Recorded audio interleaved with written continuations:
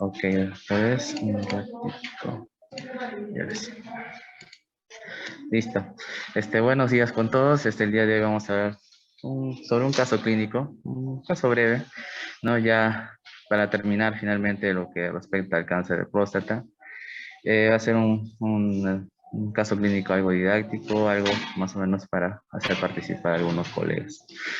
Bueno, iniciando, el paciente es un paciente de sexo masculino, ¿no? Con iniciales FAC, de edad 62 años, estado civil casado, de ocupación policía, antecedentes patológicos de importancia, pues no había alguno. El antecedente quirúrgico, el único que tenía el paciente es una prostatectomía parcial por una hipertrofia benigna de próstata, aparentemente.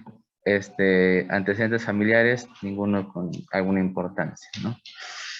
Ya pasando a la historia de la enfermedad, pues el paciente refiere que inició su sintomatología en el año 2018, ¿no? Con disuria, nicturia, poliaquiuria, pujo, ¿no? Al momento de la micción, signos de prostatismo básicamente, ¿no? Entonces, el paciente, por tal motivo, ¿no?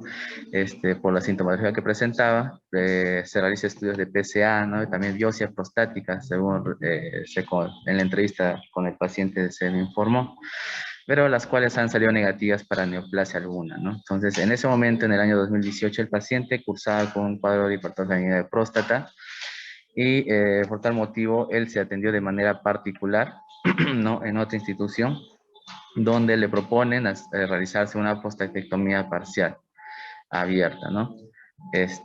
Cabe resaltar que a pesar de que se ha comunicado, se habló con el paciente, no, no contaba con ningún informe de esa intervención quirúrgica, ¿no? El paciente posterior a la prostatectomía parcial contienen controles, ¿no?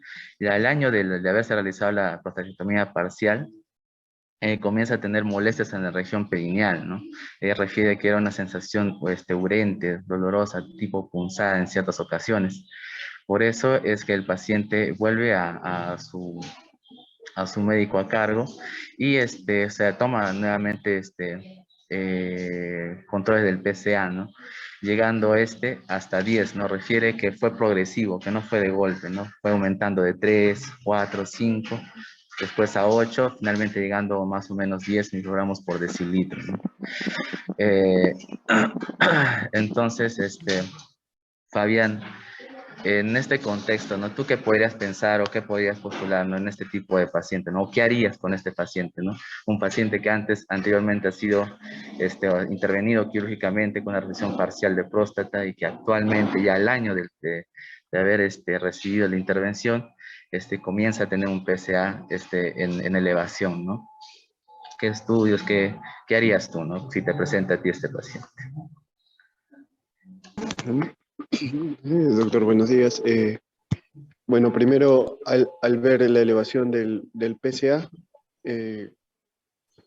pedir exámenes imagenológicos de extensión, podemos pedir una resonancia magnética de pelvis, una gamografía ósea, ver cómo está el PSA total en una última consulta, y si vemos que se está elevando, podemos planificar y realizarle una prostatectomía radical, ¿no? ¿Te harías tú la biopsia o no de próstata? ¿O lo que quedaría de próstata en teoría? Disculpe, doctor, no escuché. ¿Considerarías la biopsia de próstata viendo el PSA que actualmente tiene? ¿O no? Y claro, de todas maneras es importante tener el conocimiento de la biopsia de próstata para saber qué Gleason es, ¿no? Es muy importante saber qué tipo de riesgo tiene este paciente para ello darle un tratamiento adecuado también, ¿no? Ya, y a ver, una pregunta para Marco Córdoba. Eh, en el contexto que hubiera un paciente que fue operado por una recesión, por otra causa, ¿no? Fue operado por próstata y incidentalmente se encuentra en la patología un CA de próstata, ¿qué harías tú? Si en el supuesto de que en la primera cirugía que se hizo hubiera salido CA de próstata, ¿qué hubieras indicado tú? ¿Qué hubieras hecho? ¿O qué medidas hubieras tomado?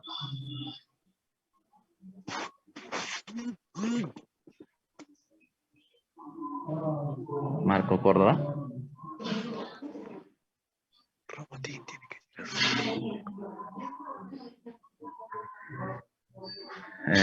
O bueno, Fabián, en tal caso, no sé si Buenas. Marco. Sí, Marco, pues, Sí, ¿lo disculpe, escuchaste? ¿puede repetir? No.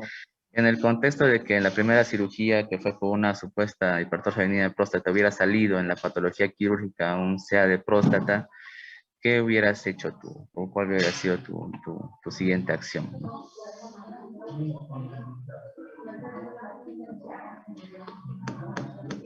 Bueno, en este caso quizá una revelación por cirugía oncológica también, ¿no? Hubieras derivado a cirugía oncológica. Para que sea revaluado nuevamente. Ya. Bueno, entonces, hablando de este contexto, ¿no? El manejo de pacientes diagnosticados de manera incidental por cáncer de próstata, se había una revisión, ¿no? Una revisión que básicamente hablaba, ¿no? De que el cáncer de próstata incidental en posterior a una cirugía, no oncológica, se daba en muy baja porcentaje, ¿no? Prácticamente en un 10 hasta 8% de total, al menos en esta revisión, ¿no? Pero que de todas maneras, si en caso, como un mensaje, si en caso pasara, ¿no? Un diagnóstico incidental de SEA de próstata en un tipo de paciente que ha sido en primera instancia operado de manera no oncológica, debe ser referido obviamente a un ambiente oncológico y se le puede ofrecer ya sea radioterapia o cirugía, o cirugía, ¿no? Una prostomía radical, ¿no? Ahora yo le preguntaría a Oscar si es que podría o no ofrecerse braquiterapia en este paciente, ¿no? Ya habiendo tenido estas revisiones anteriores, ¿no? ¿Se podría ofrecer braquiterapia o no a este paciente que había tenido una prostatectomía parcial, ¿no? Considerando eso.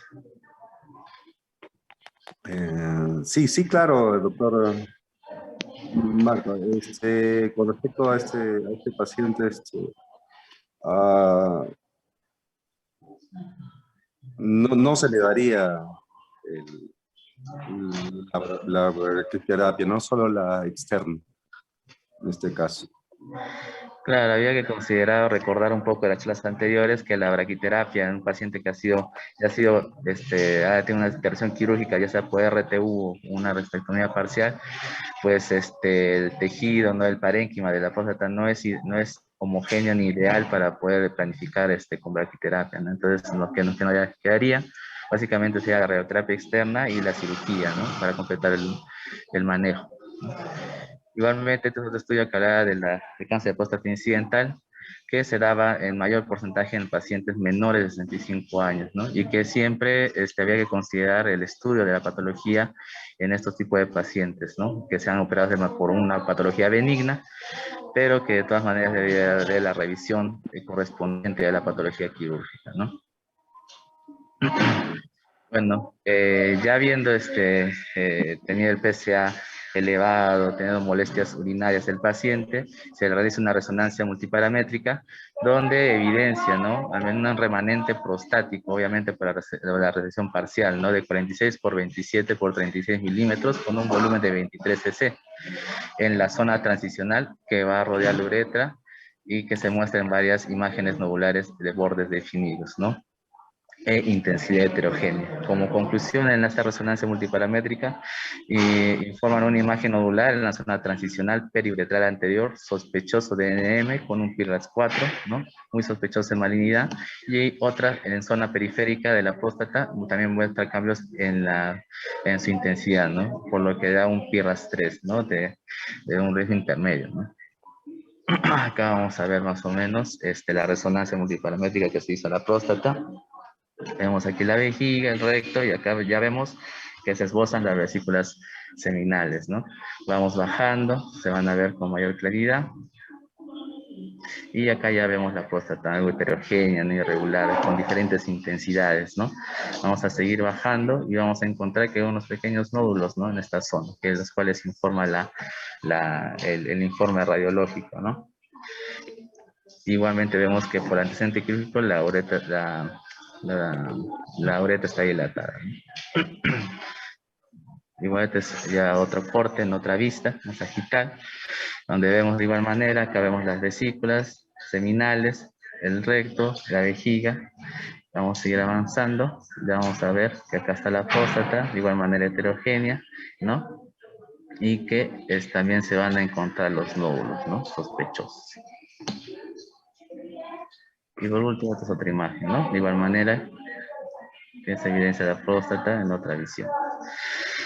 Entonces, ya con este resultado se realiza la biopsia prostática correspondiente, ¿no? Y en la biopsia prostática, pues, toman diferentes, muestras, ¿no? De diferentes lugares de la próstata. Por ejemplo, en la base derecha de próstata nos da positivo por un adenocarcinoma, ¿no? Bien, moderadamente diferenciado, y que acá cabe resaltar que nos da un Gleason de 8 de 10, o son 4+4, ¿no?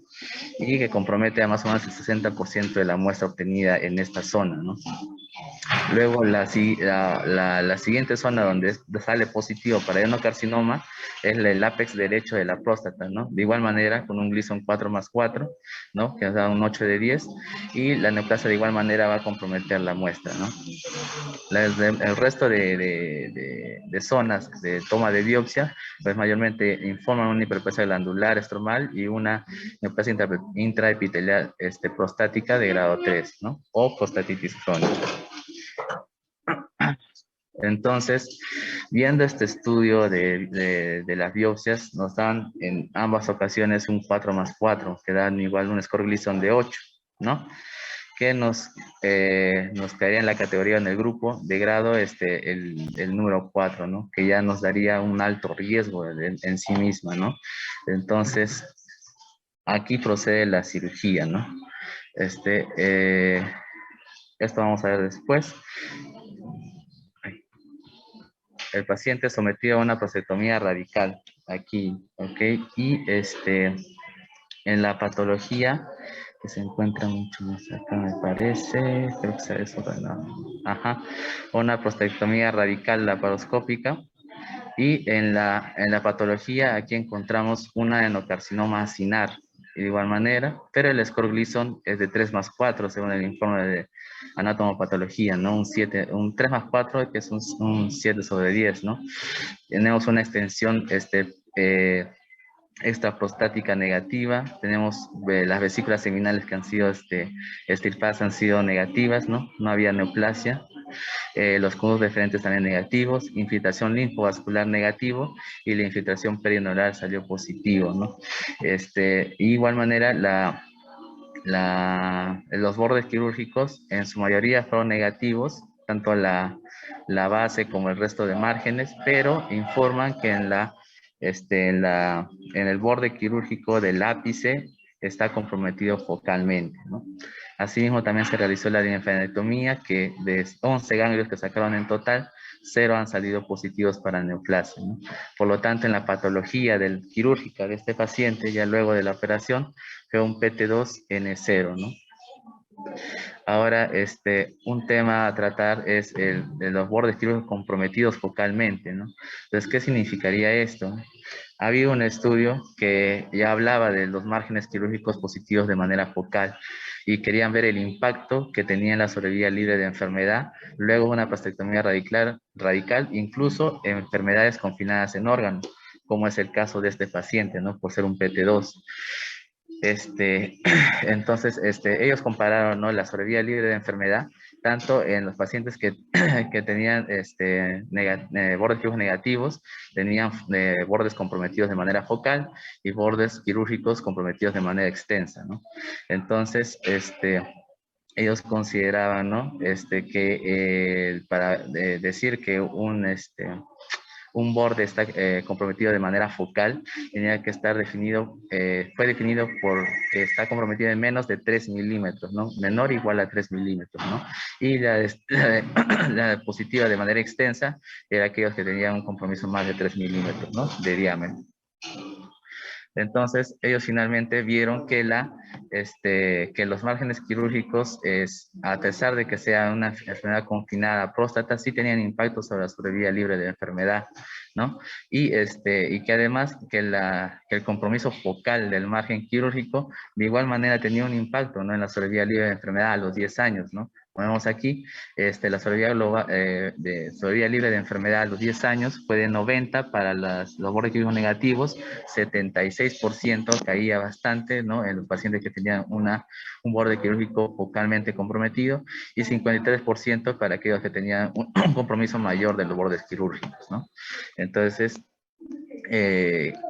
esto se toma en cuenta también para el pronóstico, cómo va a evolucionar el paciente conforme pase el tiempo, ¿no? Entonces, había que considerar, en este caso, el borde quirúrgico comprometido focalmente, ¿no? Como un factor de riesgo para que el paciente pueda hacer una recurrencia de enfermedad, ¿no? Aparte que estamos viendo que tal vez está dejando enfermedad, ¿no? Posterior a esta cirugía, ¿no? Que cabe mencionar que fue de manera laparoscópica. Yo quisiera preguntar, ¿no? Al doctor Rona, ¿no? Si es que en este contexto, ¿no? En este paciente, ¿no? Que había sido sometido anteriormente a una resección parcial de próstata, ¿era lo más indicado o no? ¿O qué hubiera hecho el doctor en el caso de este paciente? ¿Hubiera hecho una resección, una prostatectomía radical abierta o una laparoscópica, ¿no? No sé si quisiera saber su opinión, doctor. Buenos días a todos. Bueno, en hacer lo que es la prostatectomía, ya sea laparoscópica o abierta, no hay diferencia, ¿no? Solo es ¿cómo se llama? El tiempo operatorio, el sangrado, más que todo, pero lo que es la técnica quirúrgica es lo mismo. No hay variación, los resultados también, ¿cómo se llama? Postoperatorios. A largo plazo tampoco no ha habido diferencias, ¿no? Entonces, en hacer uno o lo otro, es solo que la prostatectomía laparoscópica hay que ver lo que es la experiencia más que todo, ¿no? Entonces, si se puede hacer, se hace, ¿no? Entonces, no hay variación en eso, ¿no? Ok, doctor. Bueno, entonces, lo otro que nos quedaba pendiente revisar sería el score de Gleason, ¿no? Esta discrepancia entre el score de Gleason, tanto a la biopsia previa como a la patología de la pieza quirúrgica, ¿no? Entonces, ¿por qué? Porque ya tenemos de por dicho que el paciente es un T2, que es órgano confinado, pero que de alguna u otra manera tiene un borde quirúrgico comprometido focalmente. Ya está claro, es un T2, es un N0 porque no había enfermedad ganglionar a pesar de la disección que se hizo. Pero lo que nos quedaba en duda sería el score de Gleason, ¿no? El score de Gleason, si es que el paciente, si tomáramos el valor que tuviera al inicio, ¿no? De la primera biopsia, que era un 8, ¿no? Un 4 más 4, el paciente quedaría en el grupo de riesgo para que pueda quedar en el grupo 3, ¿no? En el grupo 3, o sea, es un estadio clínico 3A, ¿no? Si tomamos en cuenta la primera biopsia, ¿no? Que era un 4 más 4. Pero en la biopsia de la patología quirúrgica nos informa que es un 3 más 4 incluso, o sea, es un score 7, ¿no? Acá algunos preguntarán, pero ¿por qué hay un grupo que es, si dos grupos tienen el mismo score de Gleason, ¿por qué tienen diferente nivel de grupo, ¿no? Es porque a más puntaje, como ven acá, si se pone el primer valor, el primer valor es el más frecuente y con más puntaje. En este caso, mientras más puntajes, la muestra tiene menos diferenciación, por lo tanto es peor, ¿no? Entonces, por eso es que aquí, en el grupo 2, en un 3 más 4, significa que estos grupos celulares que tuvieron mayor frecuencia tenían una moderada diferenciación, ¿no? Y el segundo grupo con mayor frecuencia tenía menos diferenciación. La diferencia que el grupo 3, que es al inverso, ¿no? Pero en la patología quirúrgica nos informa que es un 3 más 4, ¿no? Entonces, esto nos cambiaría totalmente el estadio clínico del paciente, porque ya no sería un 3A, sino sería un 2B, ¿no? Entonces, acá entra la disyuntiva, ¿no? ¿Qué valor tomar, ¿no? por cuál score de Gleason guiarnos, ¿no? La mayoría o por instinto tal vez uno diría, ¿no? Que hay que tomar el valor de la patología quirúrgica, ¿no? Porque ya es la pieza completa. Pero también cabe resaltar que que el análisis del score de Gleason de una patología quirúrgica es diferente a la toma de biopsias por aguja, ¿no? Y había varios estudios como que comparaban, ¿no? Las discrepancias, ¿no? Que habían entre estos scores, ¿no? Y que lo más frecuente, ojo que acá lo más frecuente, según los estudios informan, es que el score de Gleason que es tomado por punción, lo más usual es que sea menor al score de Gleason que se obtiene por la patología quirúrgica, ¿no? Más o menos en un 46-56%, ¿no? Ahora también informan que las discrepancias entre las biopsias por punción y las biopsias quirúrgicas, las discrepancias o las diferencias de diferentes resultados son más o menos 56%, ¿no? Y que al final y al cabo estos estudios no concluyen por cuál score, ya sea por biopsia por aguja o por la pieza quirúrgica, no concluyen por cuál debería guiarse, ¿no? Al final siempre terminan describiendo que al fin y al cabo es al final por criterio clínico, ¿no? Entonces, aquí la diferencia, ¿no? Por ejemplo, acá, ¿no? Vemos aquí, el paciente puede ser un grupo de riesgo intermedio, o puede ser un grupo de alto riesgo, ¿no? Vemos acá, si es que tomamos en cuenta el Gleason de la patología quirúrgica, terminaría siendo un riesgo intermedio el paciente, porque estaría en el grupo 2, ¿no? De Gleason, ¿no?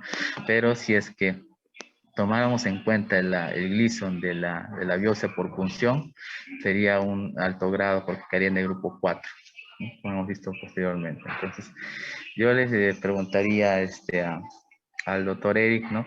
¿Cuál sería el estadio clínico y cuál sería el grupo de riesgo que tomaría en el paciente, ¿no? ¿Se podría responderme, doctor Eric?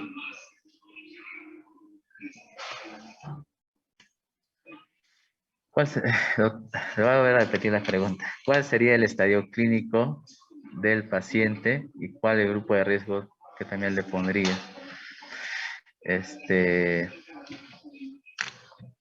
Doctor Eri. Marco, bueno, ante todo tenemos un buen día. Sería un T2, un estadio clínico 3. 3, o sea, estarías tomando en cuenta el puntaje de Gleason de la biopsia por aguja, ¿no? Sí. Más que el Gleason por la pieza quirúrgica. Okay. Correcto. Okay. Entonces, no sé si algún asistente podría brindarnos también una opinión al respecto, sea un asistente de cirugía, medicina o radioterapia, con respecto a esta, digamos, esta discusión, esta disyuntiva, ¿no? De cuál sería el estadio clínico o el grupo de riesgo que podría considerar en este paciente, ¿no? Considerando todo el contexto, todo lo que ha pasado el paciente. Marco, mi pregunta es, ¿la cápsula está comprometida? ¿Ese compromiso focal se refiere al compromiso de la cápsula? Porque en ningún reporte patológico hablan de la cápsula. Entonces, si es una prostatectomía radical, supongo que han sacado la cápsula, pero ¿informan eso en la patología? Ese es el problema, o sea, no informan la extensión extracapsular en sí, solamente informan la extensión extraprostática, ¿no? Como negativo, y asimismo también las vesículas seminales fueron negativas, así que un T3B tampoco se podría hacer, ¿no? Podría ser un T3A considerando el compromiso focal, pero aún así un compromiso focal no nos garantiza que haya un compromiso de cápsula, ¿no? Solamente nos informa que puede haber un borde quirúrgico positivo, ¿no? Porque si fuera tal el caso, entonces sería un T3A y pasaría a ser un de alto riesgo, ¿no? También. No sé si había una opinión más. Con respecto al Gleason, ¿cuál Gleason podrían considerar, doctores? ¿El de mayor puntaje o el que salió en la patología quirúrgica, ¿no?